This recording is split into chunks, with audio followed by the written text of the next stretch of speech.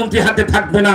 রাষ্ট্রপতি, প্রধানমন্ত্রী, মন্ত্রী পরিষদ একটা ভারসাম্যপূর্ণ ক্ষমতা আমরা বন্টন করব, ঠিক কিনা বলেন?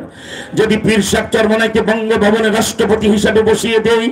আর ইসলামী দলগুলি যদি মনে করে মামুনুল হক সব দিক থেকে প্রধানমন্ত্রী হওয়ার যোগ্য, ঠিক কিনা যারা গান, আল্লামা মামুনুল হককে যদি আমরা প্রধানমন্ত্রী করি, ডক্টর শফিকুর রহমান যদি উপপ্রধানমন্ত্রী হন, সৈয়দ মোহাম্মদ ফয়জুল করিম শাইখে চরমনাই যাকে বলে উনি যদি স্বরাষ্ট্রমন্ত্রী হন, বাইতুল মোকাররম জাতীয় মসজিদের খতিব জগৎ বিখ্যাত আলেম তাকে যদি আমরা প্রধান বিচারপতি করি, শীর্ষ ওলামায়ে কেরাম দিয়ে যদি মন্ত্রী পরিষদ গঠন করি, লিখে রাখতে পারেন, চ্যালেঞ্জ দেব 30 বছর মোমেন শহীদে কমপক্ষে 10,000 মাহফিল আমি কথা বলছি যদি ব্যত্যয় ঘটে 1 মিনিটের জন্য মোমেন শহীদ আসবো না। এইভাবে যদি সরকারের ফর্মুলা রূপরেখা করতে পারেন,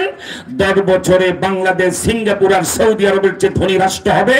আর চরিত্রগত ভাবে আমার বাংলাদেশ ওমরের জমানার জনগণের মতো হয়ে যাবে ইনশাআল্লাহ।